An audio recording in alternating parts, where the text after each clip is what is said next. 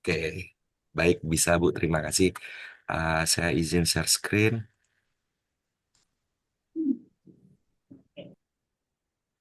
Apakah sudah terlihat? Suara saya sudah terdengar semuanya? Terlihat Pak Ya, Muhammad.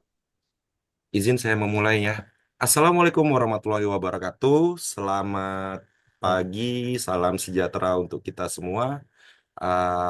Saya harap hari ini Anda masih semangat untuk kuliah mata kuliah perancangan tata lanskap di pertemuan kita kali ini. Nah, sebelum kita membahas terkait desain, akan lebih baik kita mengetahui dan tentang tapak dan melakukan analisis tentang tapak. Nah, eh, Saudara Fandi, coba dilihat temannya apakah ada yang masih belum masuk. Tadi mungkin masih beli makanan gitu. Ada satu Pak, tadi pamit ke toilet. Oke, sekarang saya tanya, Mas Adif ada? Hadir Bapak. Siap. Se- Sehat? Alhamdulillah Pak, sehat. Oke, Tetap baik. semangat. Sebelum kita memulai perkuliahan kita hari ini, akan lebih baik kalau kita berdoa dulu menurut keyakinan masing-masing. Berdoa, mulai. Berdoa selesai. Nah, apa yang akan kita pelajari di waktu ini, di pertemuan kita kali ini adalah Anda mampu menganalisa berbagai elemen arsitektur lanskap, baik itu aspek lingkungan fisik, sosial, utilitas lingkungan, sehingga itu nanti menjadi dasar dalam melakukan sintesis apa. Nah, pada tahap ini, kita masih berada di tengah, mulai dari kalian kemarin memilih, mengukur, melakukan pendataan. Udah dibikin kan laporan pendataan inventarisasi tapak? Nanti baru kita sintesis, membuat konsep, nanti baru kita melakukan desain tapak dan lanskap. Saya berharap Anda mampu mengintegrasikan konteks lanskap ini lokal dengan nilai-nilai keberlanjutan. Nah, untuk pembelajaran ini Anda bisa mengambil materi dari buku Site Planning dari Kevin Lynch atau dari itu tadi yang satu lagi Landscape Architecture. Baik, kita lanjut sebelum kita mulai ke intinya, ya kan? Sebenarnya apa sih manfaat dari penataan lanskap ini dan apa manfaat analisis sebelum kita melakukan penataan itu tadi? Nah, ini yang akan terjadi ketika kita tidak melakukan analisis terlebih dahulu. Simpelnya, bagaimana kita bisa merancang lanskap untuk memahami tapak atau lokasi kita terlebih dahulu. Ya, kalau saya analogikan, seorang arsitek itu sama seperti dokter ya. Ya, kalau arsitek itu tidak meninjau atau memahami lokasi tapaknya, sama aja dokter yang mendiagnosis tanpa memeriksa pasiennya, ya kan? Nah, jadi jangan kaget ketika kita melihat balai kota atau alun-alun itu banjir karena drainasenya yang buruk atau lapangan terbuka atau di Plaza Mall itu yang panas itu karena ada kesalahan teknisnya. Sebelum kita memasuki inti dari perkuliahan kita minggu ini, ambil HP-nya, kita pretest dulu ya. Oke, eh, ya saya rasa sudah cukup. Nggak apa-apa, kurang-kurang dikit. Nanti kita belajar di pertemuan kita kali ini. Apa itu analisis tapak? Secara garis besar, analisis tapak adalah proses mengevaluasi. Kita memberikan uh, terkait pandangan kita terkait kondisi fisik, biologis, dan culture dari tapak tersebut sebagai dasar dalam perancangan tapak lanskap, ya kan? Nah, tujuannya adalah agar kita memahami potensi dan permasalahan yang terjadi di lokasi kita, menghindari desain yang tidak sesuai dengan konteks, dan bagaimana menjamin keberlanjutan lingkungan dan sosial itu tadi. Dua contoh di samping itu tadi, di Boston dan di Simpang 5 Semarang, merupakan contoh yang menurut saya kurang baik. Yang pertama, yang di Boston, itu dia merancang ruang terbuka atau City Hall dengan minim vegetasi, ya kan? Dan tidak mempertimbangkan pejalan kaki. Beda halnya dengan yang di Semarang, dia mempertimbangkan vegetasi, tapi tidak ada lahan parkir. Nah, siapa yang sudah ke sana? Banjir nggak kira-kira kalau lagi itu waktu tertentu, ya kan? Ya, banjir rob biasanya terjadi di sana. Nah, kita berbicara intinya sekarang, aspek analisis tapa. Yang pertama adalah aspek fisik dari bukunya Landscape Planning. Uh, dia berkata bahwa ada faktor-faktor yang mempengaruhi selain ukuran tapa. Seberapa luaskah, batasnya bagaimana, terus nanti bagaimana kondisi topografinya, miring atau tidak, bagaimana apakah ada potensi erosi atau tidak. Terus bagaimana hidrologinya, bagaimana pola air, ya kan? Drainasenya nanti bagaimana. Nah, ini yang paling penting. Tolong perhatikan dulu Pak Adif, jangan melihat HP-nya Mas Adif. Mas Adif, sebentar ya. Mas Fandi juga, orientasi matahari itu sangat berpengaruh terhadap desain kita nantinya karena pembayangan dan sinar matahari yang terlalu banyak itu tidak baik untuk site kita. Angin begitu juga, angin yang kencang itu juga kurang terlalu baik, tapi bagaimana kita mengatur alur dari angin tersebut. Nah, kemudian di aspek biotik, ya kan, biological aspek, bagaimana kondisi vegetasi existing. Biasanya nih ya, kalau kita mau mendesain area yang tadinya hijau, kita babat tuh, ya kan, desainnya jadi tanah rata kayak lapangan sepak bola.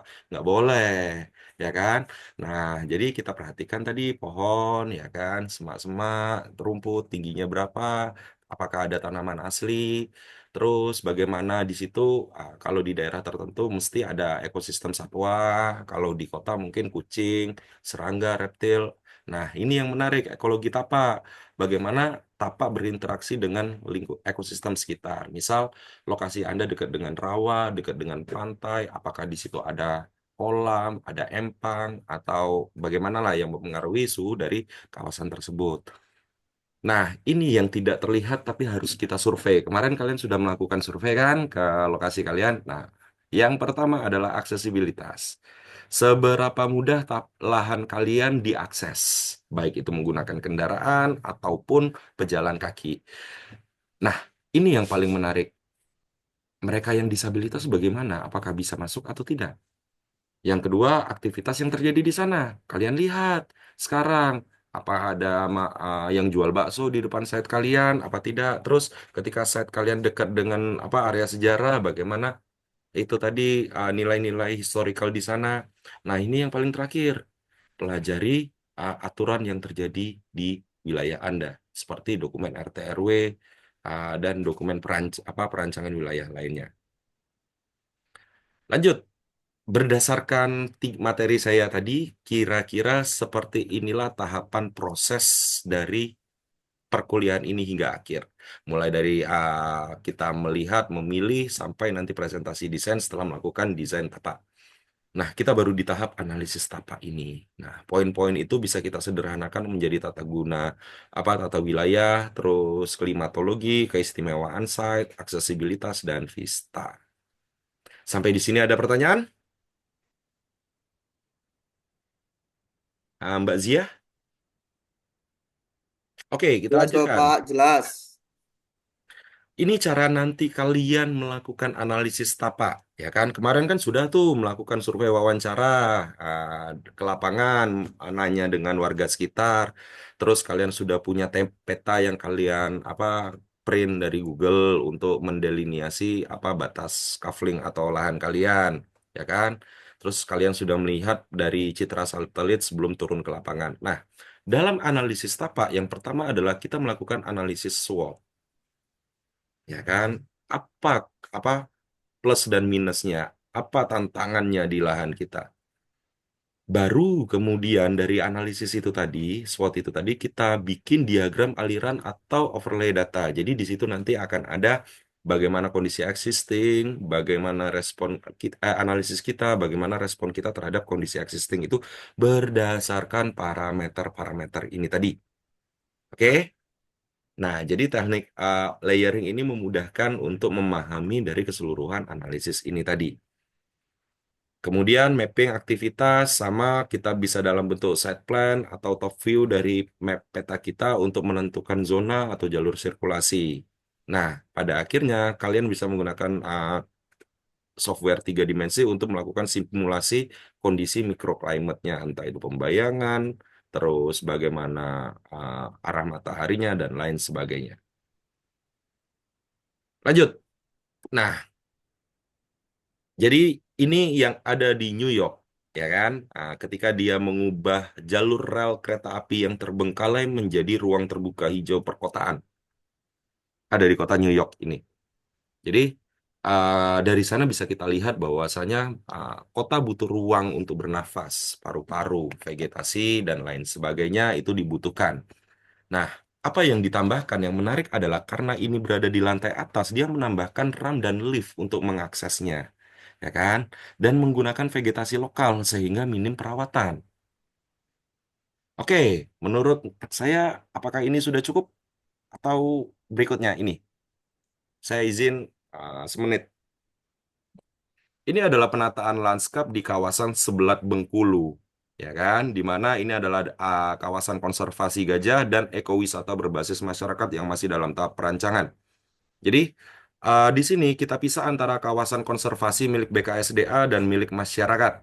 Nah, ini adalah area konservasinya, area homestay, akomodasi, dan area untuk gajahnya.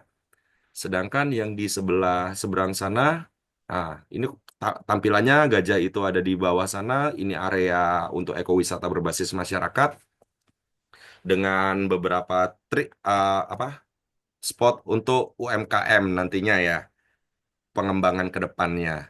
Jadi kawasan ini memang didesain khusus untuk mereka yang memiliki minat terhadap konservasi satwa liar.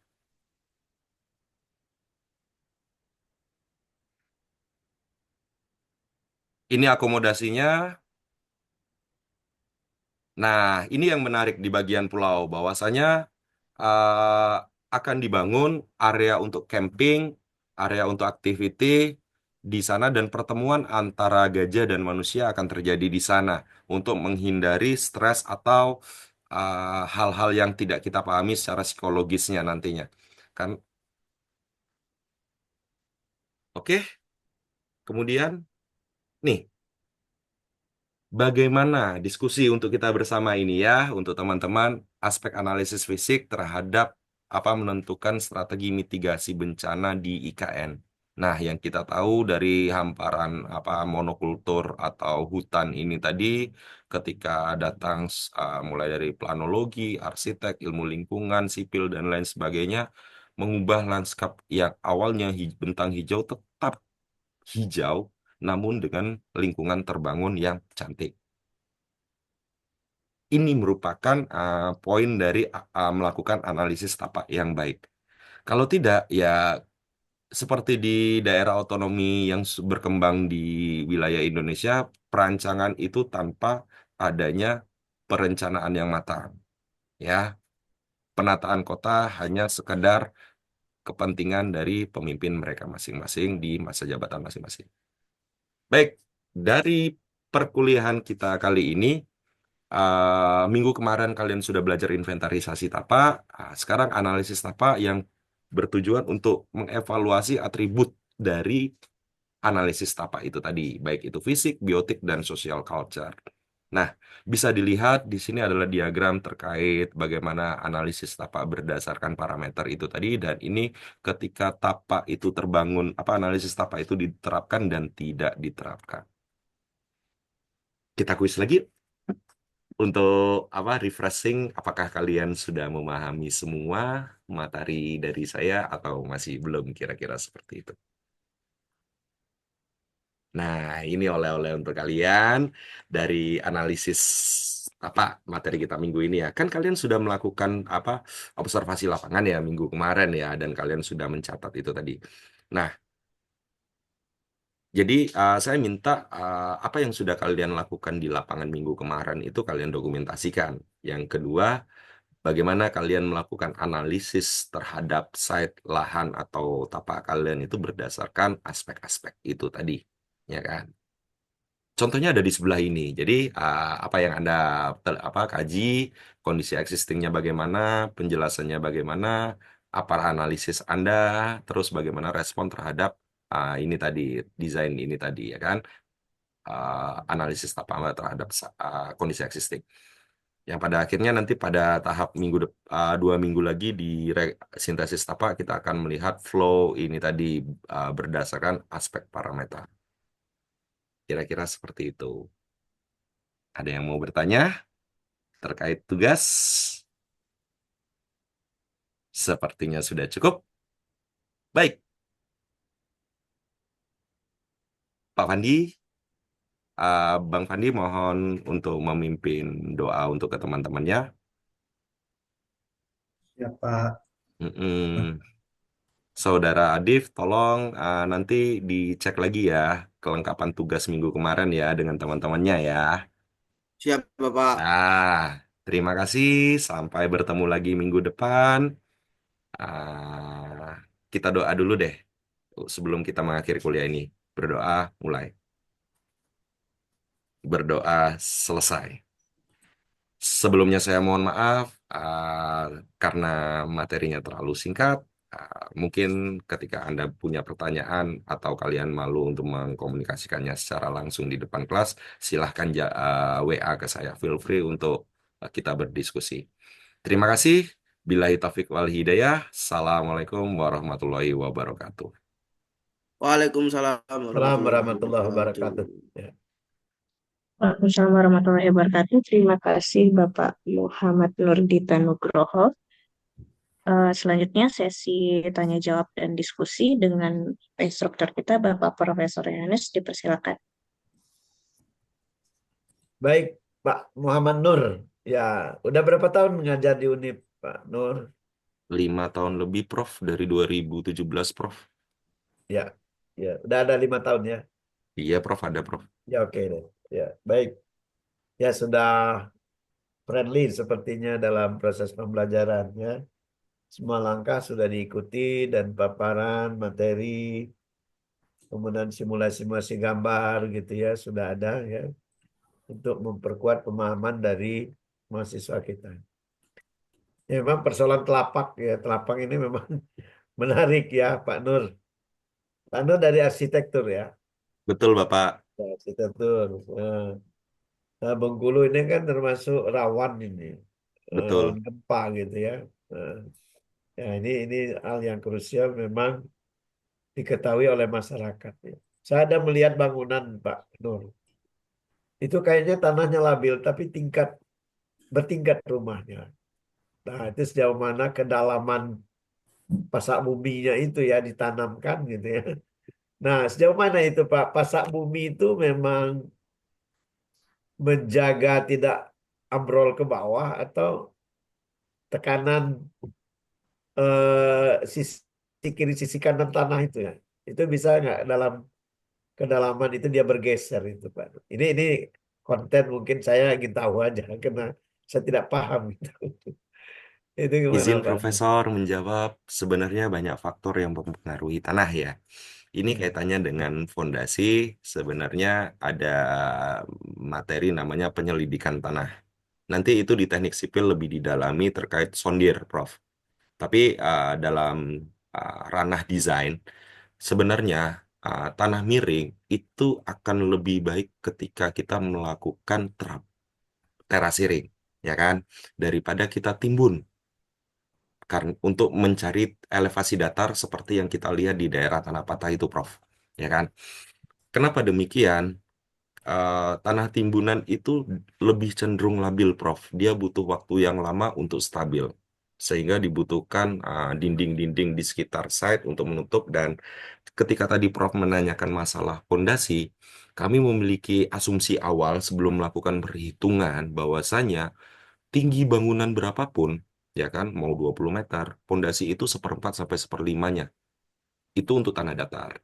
Kecuali di daerah rawa seperti di wilayah Bu Humairani, itu udah pasti itu fondasinya bukan pancang lagi, Prof. Itu digabung pancang rakit itu, Prof. Iya. Satu pancang itu bervariasi, Prof, satunya. Ada yang 4 meter, 6 meter, bahkan 12 meter. Tapi biasanya yang masuk ke Bengkulu karena Jalan Liku 9 tidak lewat laut, ya kan? Itu hanya di 6 meter. Keterbatasan dimensi mobilisasi itu tadi, Prof. Jadi Iya. balik-balik lagi, sebenarnya gaya lateral yang terjadi di tanah itu sangat mungkin, Prof. Itu aja, Prof. Dia bergeser. Jadi investasi mahal memang di pondasi. Seperti Iya. itu, Prof. Oke, baik. Ya, memang perlu disosialisasikan pada masyarakat ini, Pak Nur. Eh, Kadang-kadang kan trendy ya, eh, kena ingin ingin bertingkat tapi tidak memiliki tanah yang konturnya yang sangat baik gitu ya.